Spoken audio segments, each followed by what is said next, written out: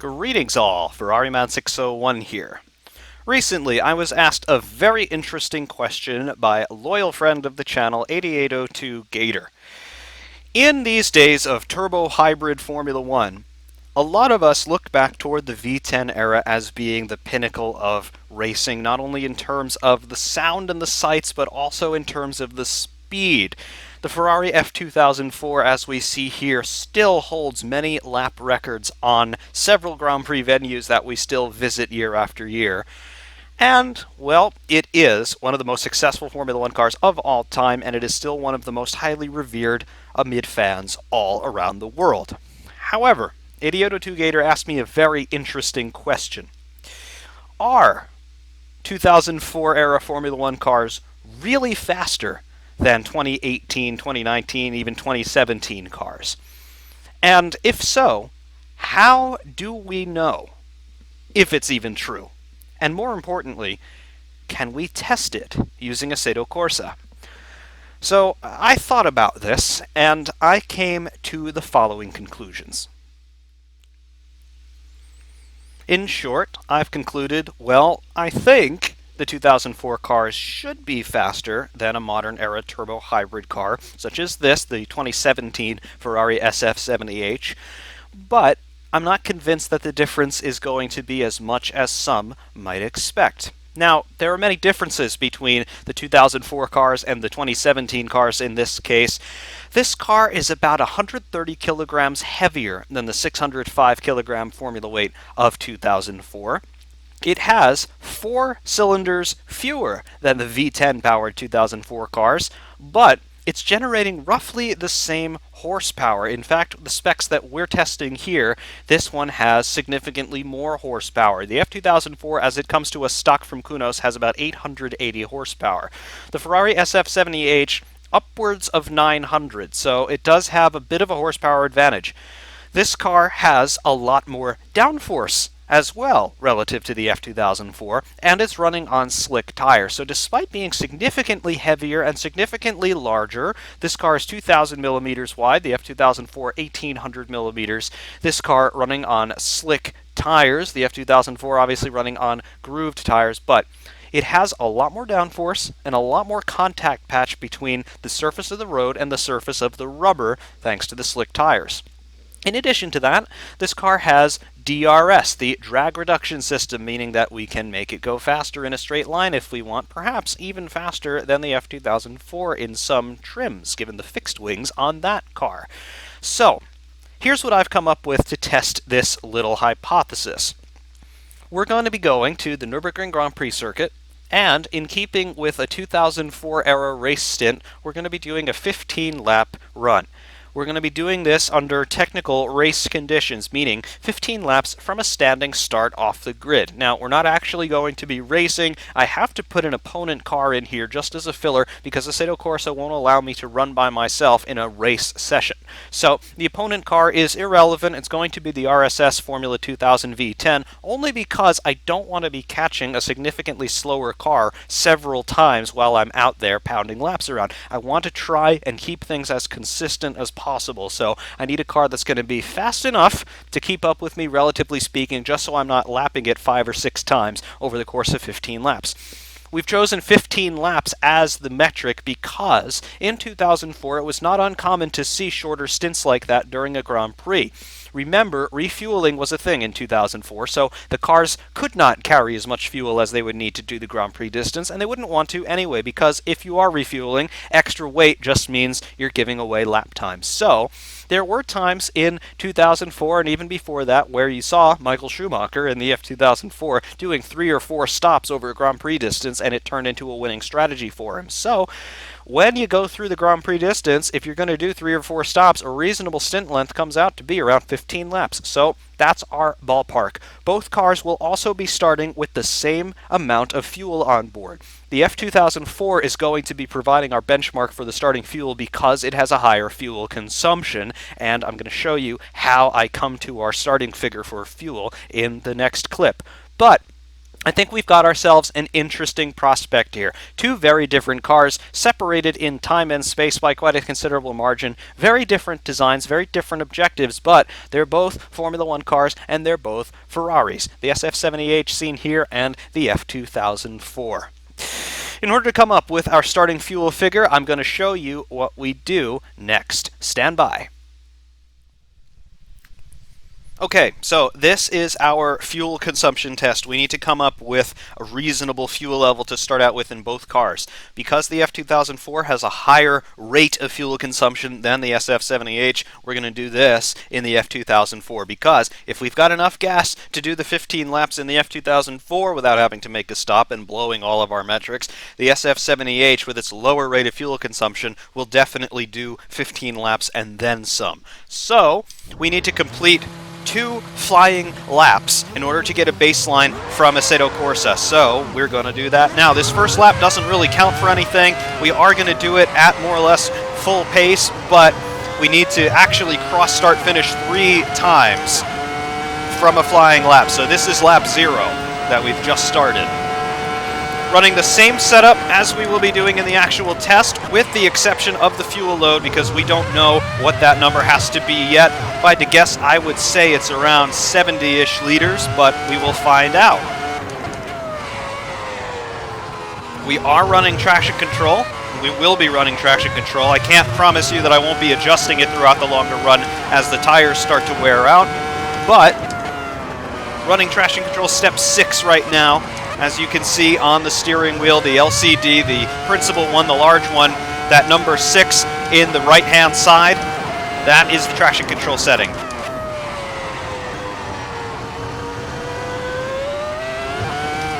Of course, in 2004, these cars ran traction control, so that's authentic.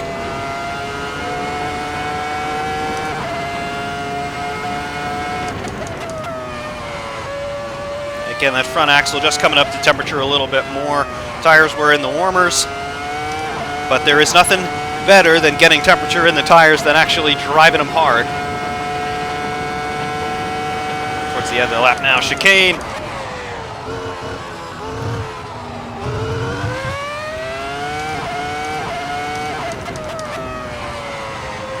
All right, coming out of the final corner, traction control working overtime.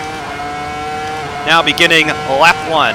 Lap time last time was 129.24. You can see that on the bottom window, bottom LCD window of the steering wheel. Of course, you can read that once we are going in a straight line again. Very difficult to read here on the sim. Makes me wonder how these guys managed to read it in the real world. Of course, they would have the team barking at them over the radio. Hey, this was your last lap time, Michael. Go faster. Or don't go faster, you're going to break the laws of physics. Whatever Ross Brawn would have been saying to Michael Schumacher back in 2004.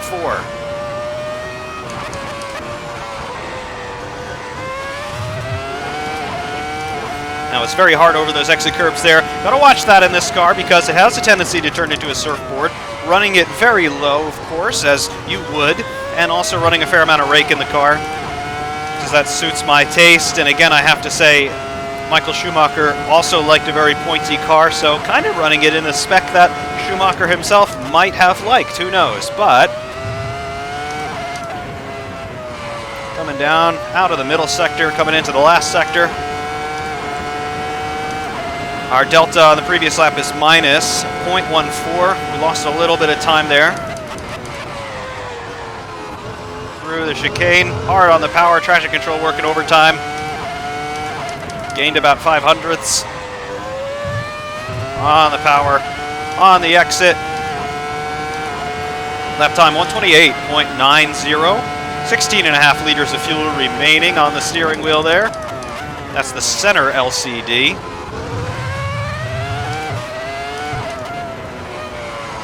This first sector here on the Grand Prix circuit, it is terrible.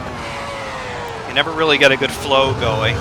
But again, I feel it's representative for both cars. Obviously, in more recent years, we've gotten to much tighter circuits, street circuits, tilkodromes. So again, we have a lot of very slow and tight corners with one line through them that nobody can overtake through. But hey, what do I know? I'm not Herman Tilke. I don't make billions and billions of dollars putting together infrastructure projects subsidized by taxpayers that don't benefit from them. But hey, I digress.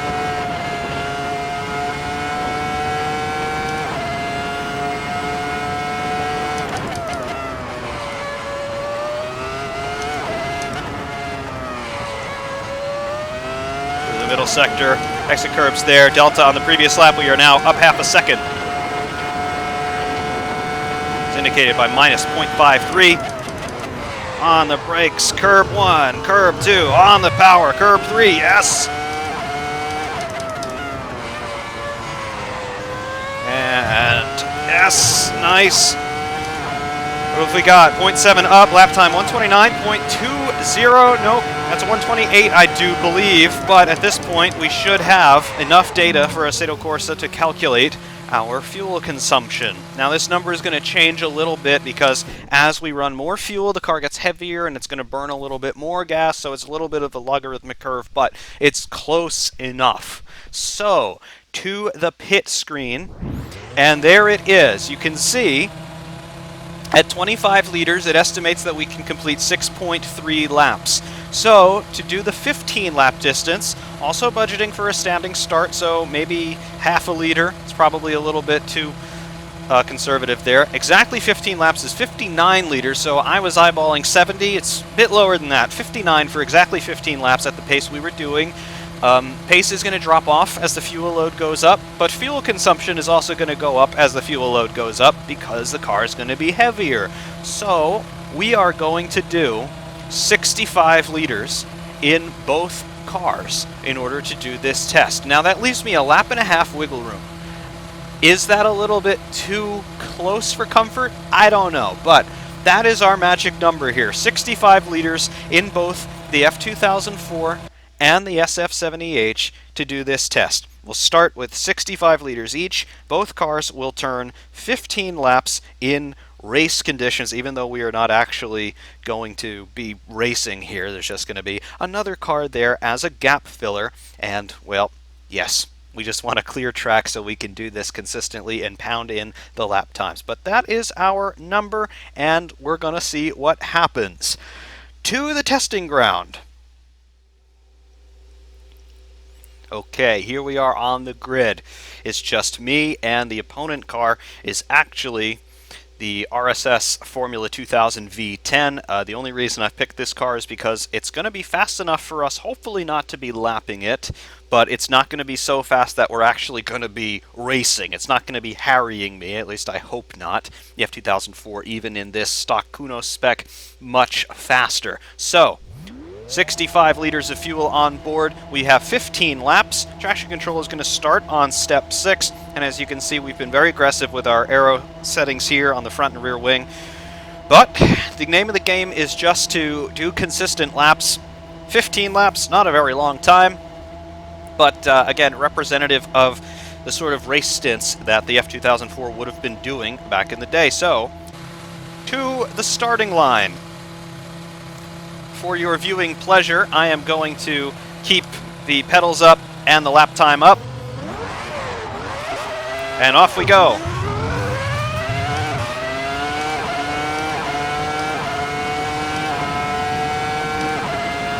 All right, so where is the RSS? Okay, it's not on my quarter panel there. That's good. And now we'll just pull away from him and get on with the job.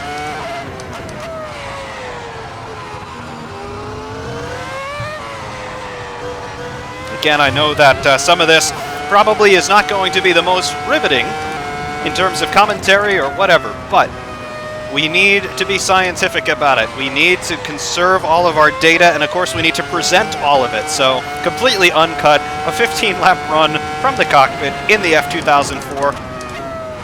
At very least, it's a cool car to be watching. And I endeavor to drive it somewhat competently. Definitely feeling the effects of the heavier fuel load now. Getting a bit more understeer than we were on our cider laps there. That'll be reflected in our lap times, of course. But just getting the tires up to temperature.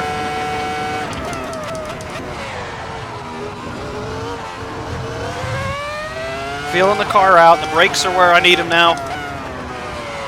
Front tires still coming in. And the name of the game is just smooth and consistent. With a standing start 134.574, the RSS not completed its first lap yet, so we have enough of a pace differential where it's not going to harry me. That's good.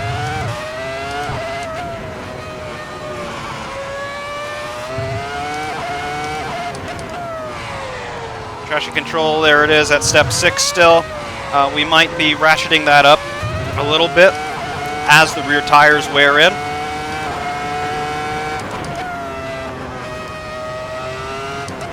Up 4.5 seconds in Sector 1. That reflects the standing start on the previous lap.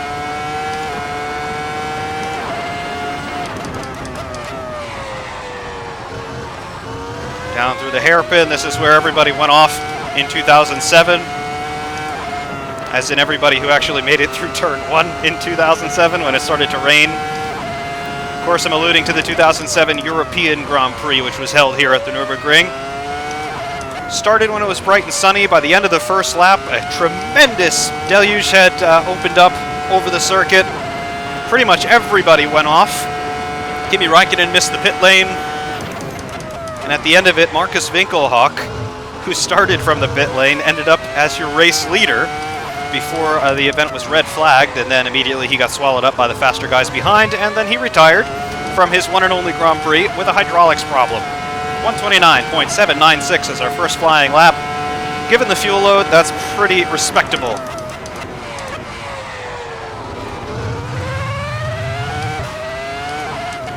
So far, the car is responding as expected. Tires are well and truly up to snuff now. The brakes are right there, that's good. And I've just got the right amount of TC dialed in now. I like to have a bit of slip in there, because it is faster, but at the same time, you don't want too much slip because the power in the upper end of the rev range is explosive in this car. So you don't really want to be running too much slip unless you really expect it. So we'll be feeling that out as the tires wear in. And again, that's a purely subjective thing.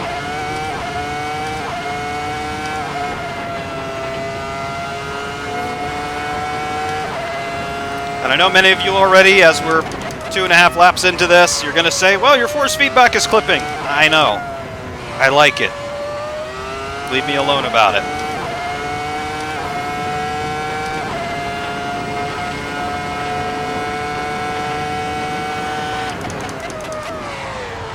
The brakes, you can see the braking techniques that you have to use in this car because of the downforce. It's called cadence braking. You come on the pedal really hard initially, and then almost immediately you start ramping it off.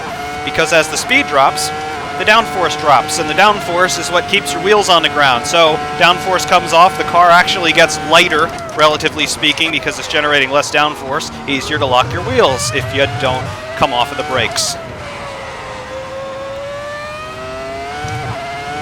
A little bit of power oversteer there, even with traction control, that's okay. Picked up the curb nicely, a little bit too nicely.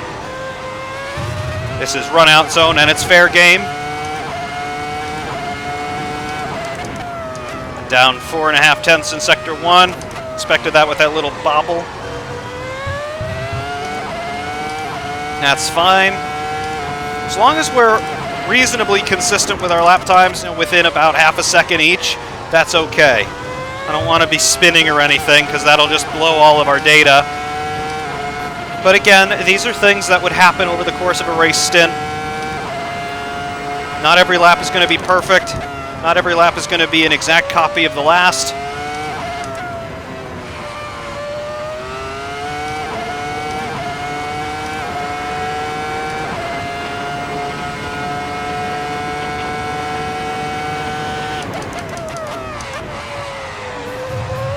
A little bit of lift-off oversteer. Second gear, don't turn the wheel too much. You'll just scrub the fronts across the track, and that does them no good. 129.551. 0.312 down from the previous lap. But again, that is okay.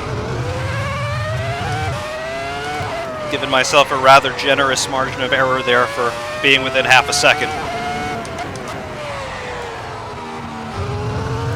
gain us a bunch of time relative to the previous.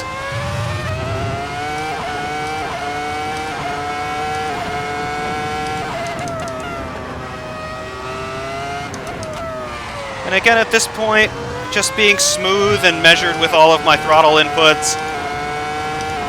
There's no point ripping the tires to shreds.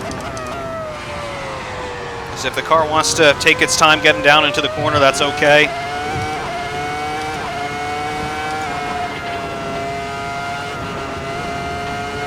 Lost a bit of time there. Bit of mid-corner understeer setting in. And a little bit of power oversteer there setting in. Mentioned we might have to play with the traction control a little bit. We might want to consider, we'll see how it is through the chicane. Tires could be getting a little hot. Yep, tires getting a little hot. We will ratchet the traction control up. Step 5.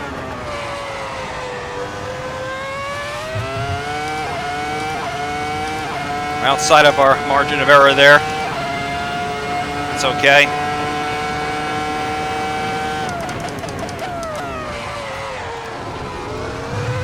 Oversteer under braking. A little bit more forward on the brake bias. Again, these are all things that the drivers would be doing as the fuel load burns down and the tires wear in. They're going to be making these adjustments in the cockpit, just feeling out where the car is and where their personal level of comfort is in relation to what the chassis dynamics are doing. Because remember, as the fuel load's burning down, not only is the car getting lighter, but the weight distribution is changing as well. Of course, with your ballast placement, they're going to try and get as much weight over the front axle as they can if they're trying to go aggressive with their setup. Again, help turn in, but your fuel tank's in the middle, so that's going to pull your center of gravity toward the middle. As the fuel load burns down, the weight distribution is going to shift significantly. And those are all the handling changes that we're experiencing now. I think my little adjustments in here have dialed out most of my problems. But again, we're on lap 6 of 15, and already we've made some significant adjustments from the cockpit.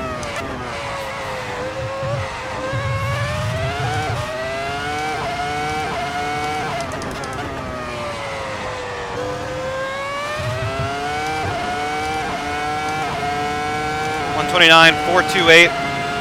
We're getting back there.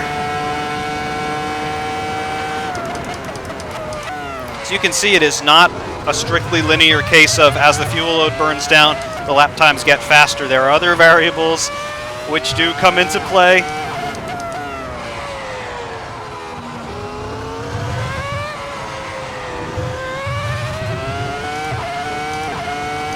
Gained a little bit of time, relatively speaking, in Sector 1. Again, this is comparing to my session best, which is that 29.239.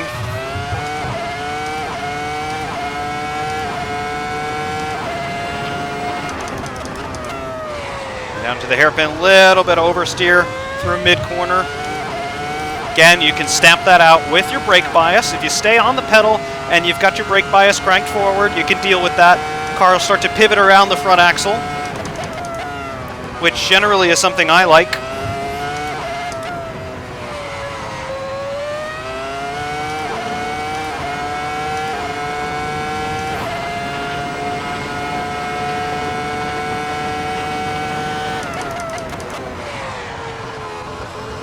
Second gear through the chicane, probably lost some time. Yeah. Got 1.5 tenths.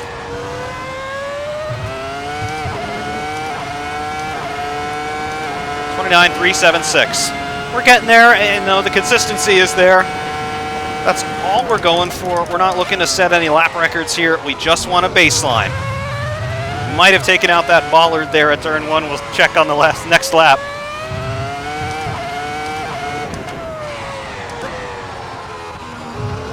Very wide. Going through another balance change on a little bit more front brake bias.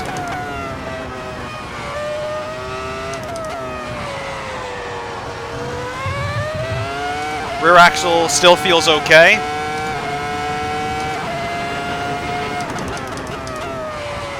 Got a little bit of time to pick up. And we've done it, I think.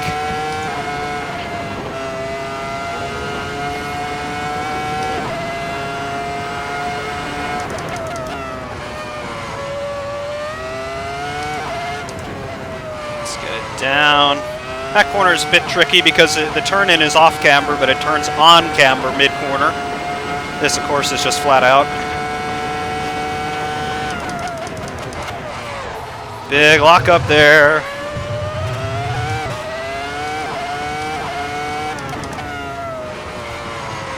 Little oversteer on turn-in now. 130.292.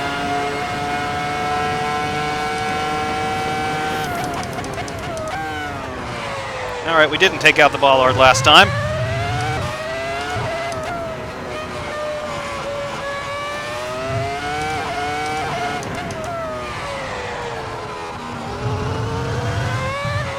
Car's starting to settle into a little bit of a four-wheel drift category, which is kind of strange to hear about when you think about these mid-2000s cars, high downforce, sticky tires, and all that.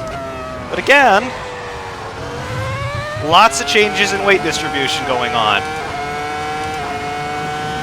And of course, the drivers would have also had other tools available in the cockpit that we don't have in a Assetto Corsa. They'd be able to adjust the differential from the cockpit, things like that. If you ever watch Michael Schumacher's onboards, you always see him playing with settings on the steering wheel. A lot of those settings were differential related. He could control the preload for corner entry, how aggressive the locking force would be as he got back on the throttle. And I mean, he was always playing with the controls in here. And you start to understand why when you do a longer run like this.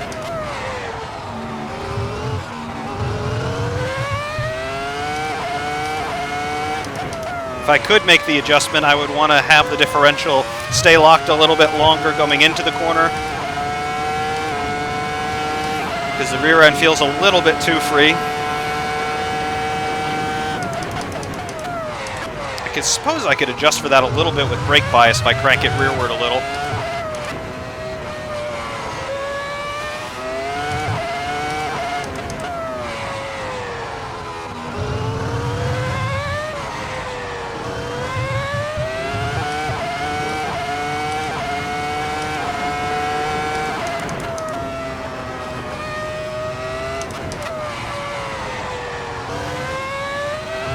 And you notice something, we haven't seen our opponent at all. That's good. Relative pace is good enough.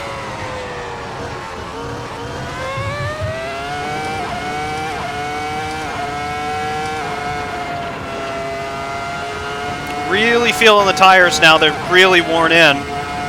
Feeling them through that high-speed S.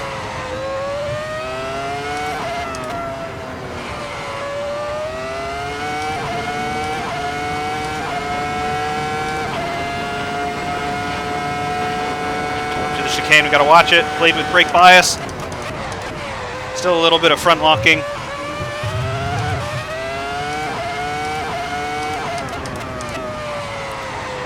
Turning in on the power. 29.421. 5 to go.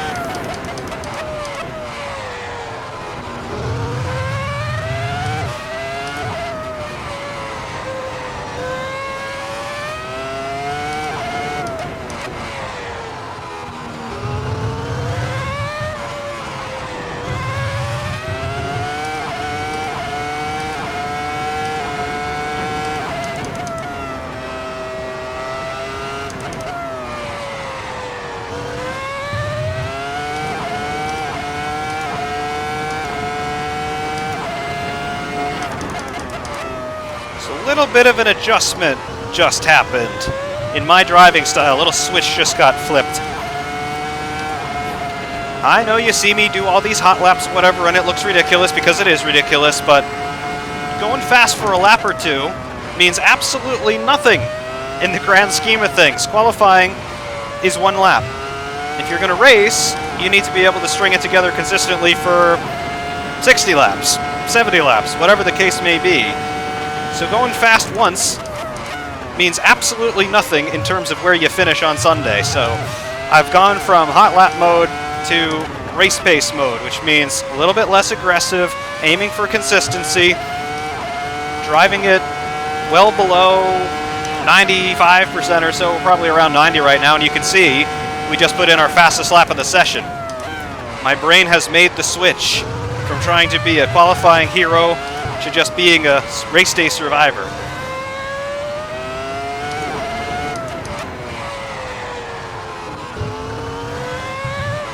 Front end also feels a little bit more positive now. The tires might have come out of a graining phase. I don't really know. I don't even know if that's modeled in a Sato course. I don't think it is. But the tires feel a little bit more switched on again.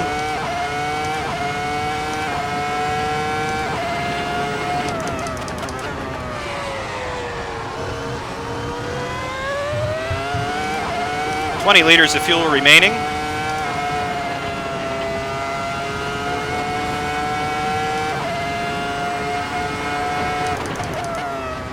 Fuel consumption will actually start to drop a little.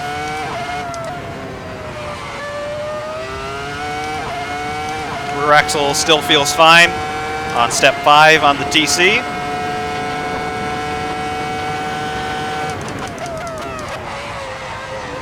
A little bit of front locking again. Just really pushing that cadence braking to the limit. A little bit of understeer on the exit. Going to be another personal best. 128.775. 3 to go.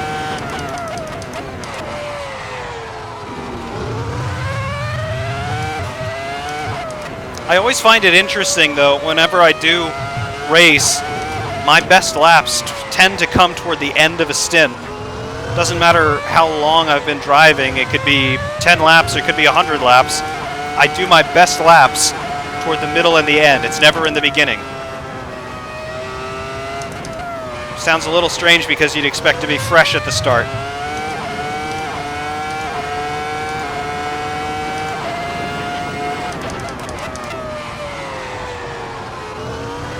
At this point, I know we're starting to get toward the end. So we start to focus, we start to back it down a little more. Again, we just want to make it to the end with no mistakes. We want to keep it between the white lines. We want to bring it home in one piece.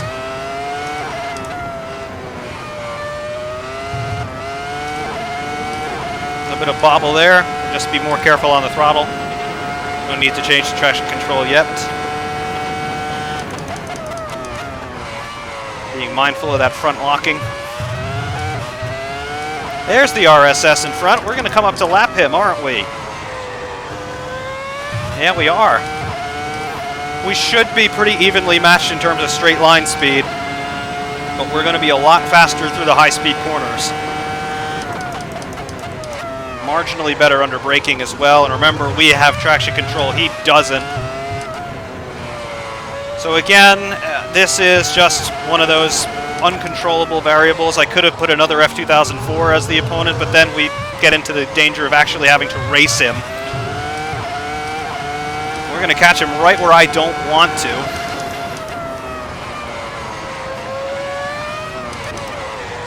Don't hit him.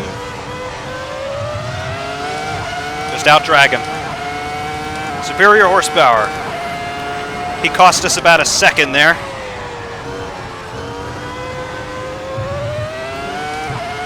See how much of that we could claw back.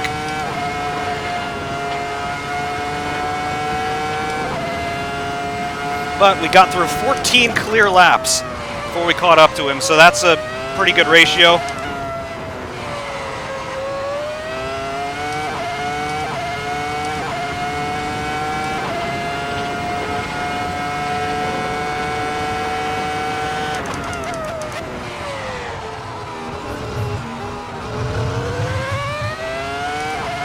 Yeah, you completely spoiled my rhythm, though.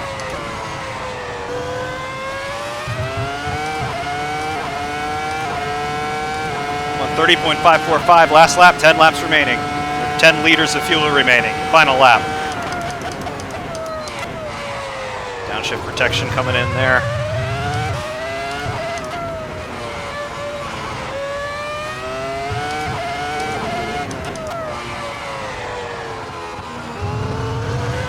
Understeer setting in again across the front axle.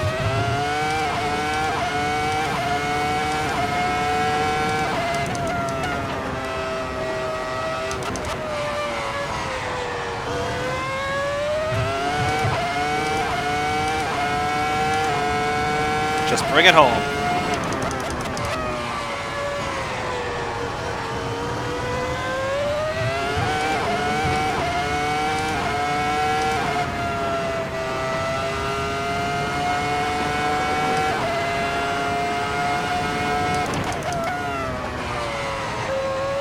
Yep, tires are falling off. So right around here is where we get on the radio to Ross Braun and say, hey, tires are going off, when do you want me in? And then Ross says, Michael, we need to do another 50 qualifying laps. And then Michael says, okay. And then he wins the race by 17 years.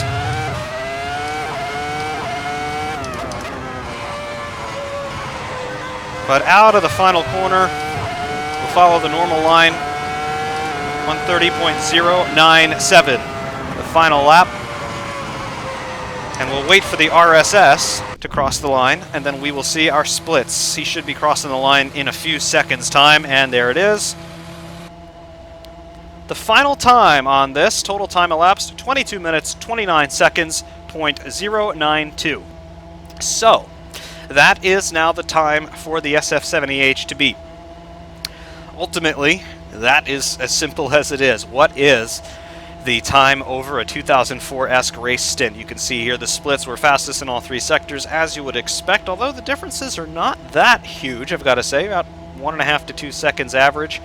But yeah, there's that final lap time, 1:35.338 for the Formula 2000 V10. So there is the difference 4 years makes in terms of speed and development, in terms of aero and tires and all that. But this is the important number, 22 minutes, 29 seconds, .092. So, yeah. It's going to be interesting, but I think it's also going to be closer than you might expect.